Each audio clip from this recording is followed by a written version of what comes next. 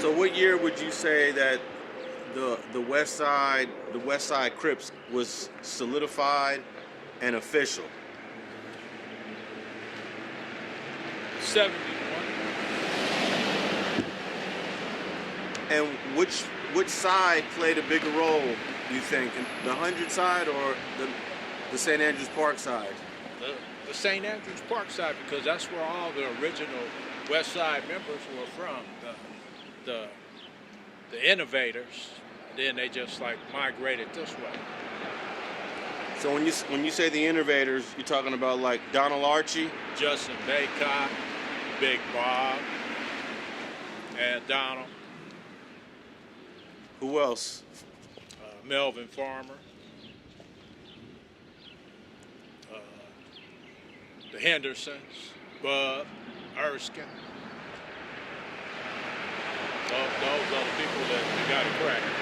And would you go to St. Andrews Park? Absolutely. I've been shot at St. Andrews Park. Now, do you remember the Chain Gang when you was coming up in the 60s? I remember the Chain Gang, which became the Inglewood family. When did they change from that to... I'm not sure.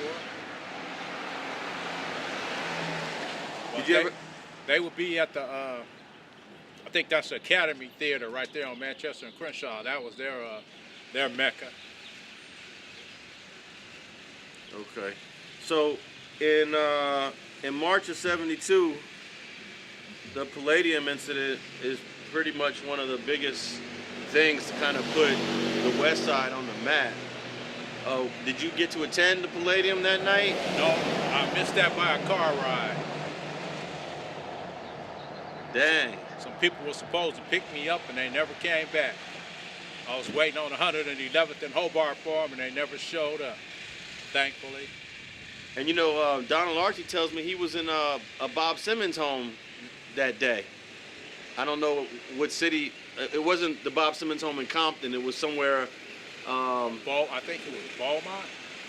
Either that or, but it was further away. Right. It was like an hour away. Right. So he was there doing his time, I guess. Well, that's a good thing for him. I was a blessing in disguise. But there were a lot of people that did go. And when did you get wind of what happened at the Palladium? The very next day. I happened to walk by somebody's house. They said, yeah, man, we killed a nigga last night. Then just like that, it came on K-Day. You slain at the Palladium.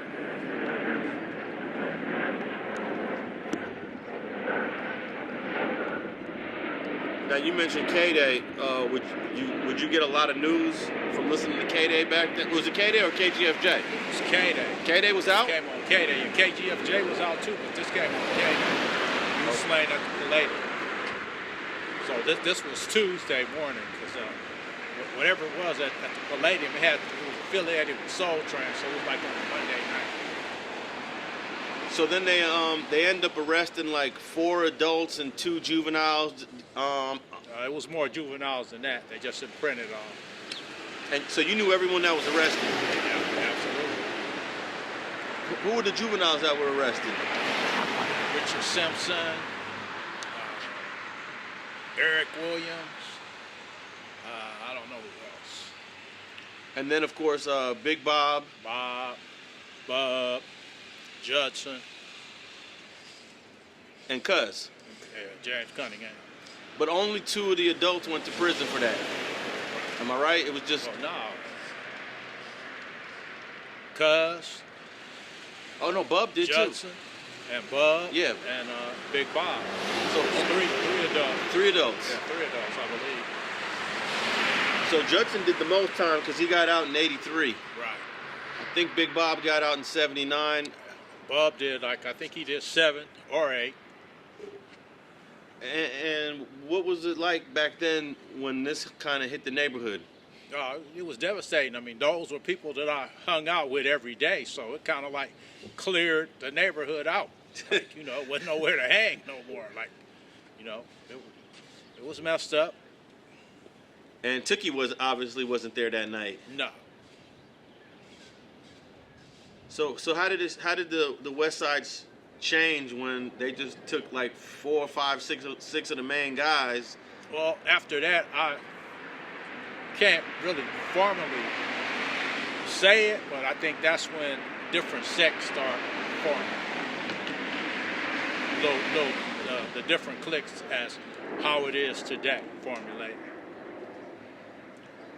Now, I remember Judson telling me Johnny Cochran was in the courtroom in 1972.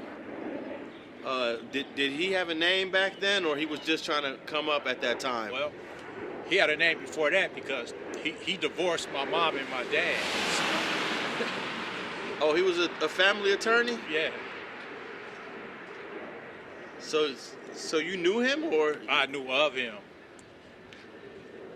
from listening to my grandparents.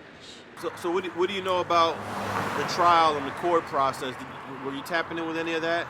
I remember, I think the judge was William B. Keene, because after that trial, I think that's when he got his television show.